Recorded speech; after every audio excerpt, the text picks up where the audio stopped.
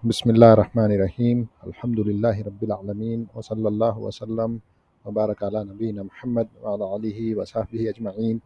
Allahumma la ilma lana illa ma 'allamtana innaka antal alimul hakim. Allahumma 'allimna ma yanfa'una wanfa'na bima 'allamtana wa zidna ilman ya rabbal alamin. Allahumma arzuqna al-ikhlasa fil aqwali wal a'mal. Allahumma ij'al 'amalana fi ridaka amin ya rabbal alamin. Alhamdulillah, this is our third class in the explanation of Kitab Siyaam from Muktasar Sahih Muslim of Imam Al-Munziri rahimahullah. So in this class, Imam Al-Munziri rahimahullah will begin from Fi As-Suhur Fi Sawm, the bab concerning pre-dawn meal uh, during fasting, Fi Sawm. An Anas radhiyallahu anhu qala qala Rasulullah sallallahu alaihi wasallam tasahharu fa inna fi suhuri barakatan, that take the pre-dawn meal, for indeed in the pre-dawn meal, in the action of taking that meal, there is a barakah. This hadith has also been narrated with the fatha on the scene, fi sahuri. In that case, it means the food itself, there is barakah in it.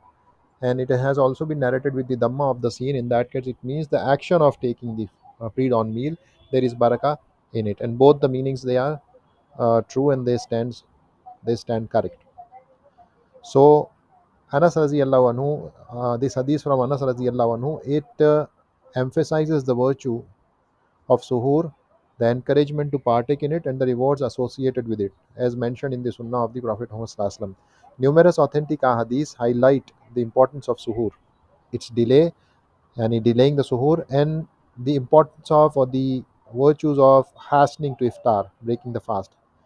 These ahadiths encourage suhoor in different ways, either by commanding it, that is Rasulullah Sallallahu Alaihi Wasallam, as in this case he says tasaharu, so either by means of command, or by mentioning its virtues and great reward. This is also Rasulullah Sallallahu Alaihi Wasallam sometimes did by mentioning the virtues and the great rewards. He encouraged to do suhoor. Likewise, by explaining its wisdom and benefits, that what was the wisdom and benefits of taking suhoor. Likewise, by discouraging its abandonment. So these are the various means by which Rasulullah Sallallahu Alaihi Wasallam encouraged upon doing suhoor. Among these hadiths is the narration of Anas radhiyallahu anhu, which says, "Take suhoor, for indeed there is blessing in suhoor." So this is a direct instruction, this is a direct command, but this command, it does not indicate upon obligation, rather it indicates upon the fact that it is recommended, it is a sunnah. Difference between suhoor and sahur, I already explained. Suhoor with the dhamma, it refers to the act of eating the pre-dawn meal, the act of eating, while sahur with the fatha on the scene, it it refers to the food itself which is eaten. Likewise, wudu and wadu, same way, wudu and wadu, same way, tahur and tuhur, the same thing applies. Some other narrations which emphasize the importance of suhoor and the blessings associated with it are, like there is a hadith in Sunan an-Nasai, wherein Prophet Muhammad Sallallahu Alaihi Wasallam, he said, "Halumma ilal ghada al mubarak," yani come to the blessed morning meal. Or Rasulullah Sallallahu Alaihi Wasallam, he said in one of the hadiths, "Alaykum bi ghada is-suhoor fa innahu al ghada al mubarak." Have suhoor, for it is a blessed meal. Likewise, Rasulullah Sallallahu Alaihi Wasallam emphasized that even a small suhoor, it carries blessings.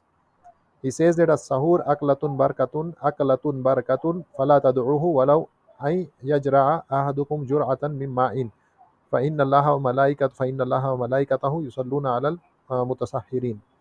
That suhoor is a meal of blessings, so do not abandon it. Even if one of you drinks only a sip of water, indeed Allah and his angels, they send blessings upon those who take suhoor. Likewise, the Prophet Muhammad Sallallahu Alaihi Wasallam, he said in one of the hadiths, inna suhura barakatun atakumuha Allahu azza wa jal fala tad'uha. Indeed, suhoor is a blessing given to you by Allah, so do not leave it. There is another hadith narrated by Ibn Hibban rahimahullah, tasaharu walau bi jur'ati ma'in. Take suhoor even if it is just a sip of water. And Rasulullah Sallallahu Alaihi Wasallam also advised in one of the hadiths which has come in Musnad Imam Ahmad, man arada an yasuma fal yatasahhar bishayin. Whoever intends to fast, let him take something for suhoor. The blessings or barakah of suhoor, it encompass various aspects. Number one, there are physical blessings. It provides strength for fasting and person, as well as for upon fasting, and it reduces the hardship. There are spiritual blessings. It is a sunnah of the Prophet Muhammad Sallallahu Alaihi Wasallam, and it brings rewards. There is divine blessing. Allah sends His mercy upon those who partake in suhoor, and the angels make dua for them. And then there is time blessing. Suhoor takes place before dawn, a time known for barakah and acceptance of prayers. Thus, a fasting person should not neglect suhoor even if it is just a sip of water, as it carries both worldly and spiritual benefits. Next hadith is concerning Babun Ta'khir Suhoor, chapter concerning delaying the suhoor. عن زيد بن ثابت رضي الله عنه قال تسحرنا مع رسول الله صلى الله عليه وسلم ثم قمنا إلى الصلاة فقلت كم كان قدر ما بينهما قال 50 آية. So this hadith is from Zayd ibn Thabit radiyallahu anhu. He says that we took suhoor with the Messenger of Allah sallallahu alaihi wasallam, then we stood for prayer. So I asked the narrator, how much time was there between suhoor and the prayer? So he replied, the time it takes to recite 50 verses. Qadr 50 ayatan. This highlights the sunnah of delaying the suhoor until the last moments before Fajr. The time it takes to recite 15 verses is approximately 10 to 15 minutes. Yani, these ayat are neither too long nor too short. This means that the Prophet ﷺ would take suhoor shortly before Fajr, ensuring the maximum benefit.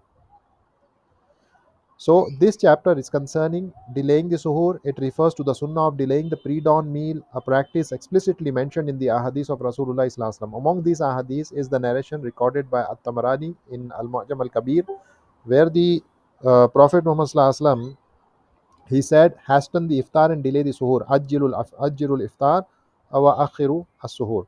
Other authentic narrations of the Prophet ﷺ also emphasize the encouragement of delaying suhoor and hastening iftar. One of these is the hadith of Zayd ibn Thabit radhiyallahu anhu, which we are studying. He says that we took suhoor with the Messenger of Allah sallallahu alaihi wasallam, then we stood for prayer. Then he was asked, somebody asked him that how much time was there between finishing the suhoor and the aqamah of the prayer. So he replied, it is equal to the time it takes to recite 50 verses. The meaning of 50 verses refers to medium length verses, neither long nor very short. The Arabs often measured time by referring to common tasks and actions, such as the time it takes to milk a sheep, or the time it takes to slaughter a camel, or deskin it, and distribute its meat. So, this is like that only. The time which a person takes to recite 50 verses of medium length size. Thus, when Zayd ibn Sabit radiallahu anhu was asked about the time between suhoor and the prayer, he responded with a common time measurement, that the time it takes to recite 50 verses. In another narration recorded in Sahih Bukhari, it is mentioned the time between the azan and the suhoor was like the time between the two calls to prayer. So here, the word azan, it means the iqama, because sometimes the word azan is applicable to or applied to iqama as well. So it means that the time between iqama and the time they ended the suhoor used to be 50 verses, which is like the time required to finish reciting 50 verses of medium length size. This hadith indicates that the companions radiallahu anhum used to delay suhoor until shortly after the azan of Fajr, because the time between azan of Fajr and the iqama, as we heard in the hadith which we just saw, is 50 verses approximately, and they are ending the suhoor, and the time between iqama is also 50 verses, which means they would end the suhoor with the azan of Fajr. This indicates that delaying the suhoor until just before the azan is from the sunnah of Rasulullah sallallahu alaihi wasallam. Now, next hadith or next bab is Sifatul Fajri Allazi Yahrumu Al Aqlu Al Sa'im. This chapter is concerning the description of the Fajr, which starts the time of fast. The Fajr, which actually from which the time of fasting starts for a fasting person. So Samura ibn Jundub radiallahu anhu, he reported that Messenger of Allah sallallahu alaihi wasallam, he said, let not the adhan of Bilal deceive you regarding your suhoor. Let not the, or this is the hadith, Sifatul Fajri Allazi Yahrum wal Aqlu Anis Sa'im an Samura ibn Jundub radiyallahu anhu qala qala Rasulullah sallallahu alaihi wasallam la yaghurrannakum min sahurikum azanu bilalin wala bayadu al ufuqi al mustatil hakaza hatta yastatira hakaza wa hakahu Hammad bi yadihi qala yani mu'taridan. This hadith talks about the differentiation between the true Fajr and the false Fajr. So Samura ibn Jundub radiyallahu anhu, he says that the Rasulullah sallallahu alaihi wasallam said, let not the adhan of Bilal radiyallahu anhu deceive you regarding your sahur, nor the vertical whiteness in the horizon, until it spreads across the horizon and breadth, across the breadth. So the dawn, it is of two types. The dawn, it is of two types. This chapter is concerning description of the dawn that prohibits eating for the fasting person. Yani the type of dawn that marks the beginning of the fast. The fasting person is permitted to eat and drink until the true dawn or true Fajr as-Sadiq, until it appears. And this ruling is derived from the verse وَكُلُوا وَاشْرَبُوا حَتَّى يَتَبَيَّنَ لَكُمُ الْخَيْطُ الْأَبْيَضُ مِنَ الْخَيْطِ الْأَسْوَدِ مِنَ الْفَجْرِ in the Quran in Surah Al-Baqarah. The scholars, they mentioned that there are two types of dawn. The Al-Fajr al-Kazib, which is the false dawn, it appears as a vertical streak of white light extending from east to west, a vertical strand of light. This light disappears shortly and is not the actual beginning of the Fajr, and it does not prohibit eating and drinking, nor does it signal the time for Fajr prayer. The second type of dawn is the Al-Fajr as-Sadiq, which is the true dawn. It appears as a horizontal spread of light across the horizon. This light continues to increase in brightness. It marks the beginning of the fast and the time for the Fajr prayer. Prophet Muhammad, he said, "Let not the adhan of Bilal deceive you regarding your suhoor." So the key points which can be taken from the hadith is that the adhan of Bilal radiallahu anhu was the first adhan for Fajr, which was called during the night, after the midnight, and it did not indicate the beginning of Fajr, but served as a reminder for people to prepare for the prayer, the Qiyamul Layl.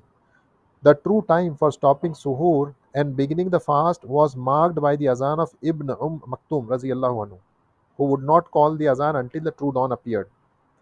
The false dawn appears as a vertical streak of white light from east to west but soon disappears. False dawn. It is not valid indicator of the start of fasting. However, when the true dawn spreads horizontally across the horizon, it marks the actual beginning of fasting, at which point eating and drinking become prohibited. Then the Musannif rahimahullah brings in another hadith, babun fi qawlihi hatta yatabayyana lakum al-khayt al-abyadu min al-khayt al-aswadi, from Sahal ibn Sa'd radiyallahu anhu. uh, he says that لما نزلت هذه الآية يعني وكلوا واشربوا حتى يتبين لكم الخيط الأبيض من الخيط الأسود قال فكان الرجل إذا أراد الصوم ربط أحدهم في رجليه الخيط الأسود والخيط الأبيض فلا يزال يأكل ويشرب حتى يتبين له ريهما فأنزل الله بعد ذلك من الفجر فعلموا أن ما يعني بذلك الليل والنهار. So this hadith is concerning the meaning of the verse وَكُلُوا وَاشْرَبُوا حَتَّى يَتَبَيَّنَ لَكُمُ الْخَيْطُ الْأَبْيَضُ مِنَ الْخَيْطِ الْأَسْوَدِ, until the white thread becomes distinct from the black thread. So Sahal ibn Sa'd radiyallahu anhu narrated that when this verse was initially revealed, the companions understood it literally. They thought the white thread and the black thread referred to the actual strings of thread. Thus, some of them would tie a black thread and a white thread to their legs or place them under their pillows, and they would continue eating until they could visually distinguish the two threads, yani white from black. However, Allah then revealed the clarification. Min al Fajri, it comes as a clarification. So this made it clear that the verse was referring to the blackness of the night or the darkness of the night. Al Khayt al Aswad means the darkness of the night, and the Al Khayt al Abyad, it means the whiteness or the brightness of the true dawn. Thus, it was not referring to physical threads, but rather to the natural distinction between the night and day, which marks the beginning of the fast. And this explanation aligns with the hadith about the true and the false dawn, which we saw earlier. Let not the adhan of Bilal deceive you regarding your suhoor, nor the vertical whiteness in the horizon until it spreads across the horizon. This false dawn, it appears as a vertical streak of white light extending from east to west, but it quickly fades away, while the true dawn appears horizontally across the horizon and continues to brighten, signaling the start of fasting and the Fajr prayer. This hadith also highlights the companions' eagerness to delay the suhoor. They wanted to eat as close to Fajr as possible, aligning with the guidance of the Prophet ﷺ of delaying suhoor for its blessings. For Prophet Muhammad ﷺ, he said in the earlier hadith, Tasaharu fahinna fit sahuri or suhuri barkatan.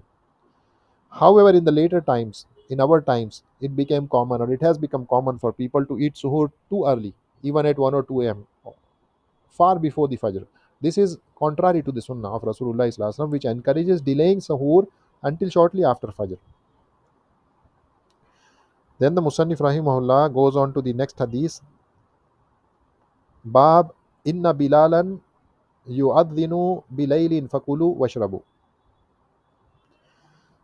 This hadith, this is a new chapter concerning the fact that Bilal radiallahu anhu gives the azan at night. So eat and drink until Ibn Maktoum radiallahu anhu gives the azan. So in this hadith, it mentions that Abdullah ibn Umar radiallahu anhu, he reported that Rasulullah sallallahu alaihi wasallam said, Bilal calls the azan at night. So eat and drink until Ibn Maktoum, the blind companion of Rasulullah sallallahu alaihi wasallam, he gives the azan of Fajr. This hadith clarifies the difference between the two azan that were called at the time of the Prophet Muhammad sallallahu alaihi wasallam. The first azan used to be given by Bilal radiallahu anhu, and this azan was called during the night or after the midnight before the actual dawn. And it was meant to wake people up for suhoor and remind those praying the night prayers to prepare for the Fajr or Qiyamul Layl, that now the time of Fajr is approaching, so quickly wrap up your Qiyamul Layl. Also, Prophet Muhammad he said, let not the azan of Bilal radiallahu anhu deceive you regarding your suhoor. So the azan of Bilal did not signal the start of Fajr. This hadith, or the hadith which we saw earlier, it clarifies that the azan of Bilal radiallahu anhu did not signify the start of Fajr, and thus you need not to stop eating and drinking. The second azan, which was given by Ibn Maktoum radiallahu anhu, was the azan which was called when the true dawn had appeared, Fajr as-Sadiq. It marked the entry of Fajr prayer time and the prohibition of eating and drinking for those who are fasting. Prophet Muhammad thus instructed, eat and drink until Ibn Maktoum calls the azan. Ibn Maktoum radiallahu anhu was blind, so he relied on others to inform him when Fajr had actually begun before he called the azan. Then the hadith says, "Walam yakun bainahuma illa an yunzal or yanzil bhaza wa yarqa haza." So in this hadith he says that walam yakun bainahuma illa an yanzila haza wa yarqa haza. Yani that what how much used to be the time between them, as the hadith suggests, is the time it takes for one to get down and the other one to rise up the minaret, the minar of the masjid. So there was no gap between them except that one descended and the other ascended.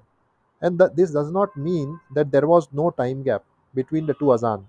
Rather, the scholars explain that Bilal radiallahu anhu would ascend. It doesn't mean that when Bilal radiallahu anhu would give azan, and the time it takes for Bilal radiallahu anhu to come down and Ibn Maktoum radiallahu anhu to go up was the only time between the two azans. No, it doesn't mean that.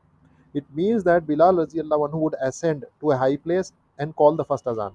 He would then stay there in that place itself, watching for the true dawn, because he has to inform Ibn Maktoum radiallahu anhu, because he could not see. So he would stay there, watching for the true dawn. When the time for Fajr entered, he would descend down and inform Ibn Maktoum radiallahu anhu, who would then ascend and call the second azan. Thus, the first azan did not mark the start of fasting, but the second azan did. Subhanakallahumma wa bihamdika ashhadu an la ilaha illa anta astaghfiruka wa atubu ilaik. Assalamu alaikum.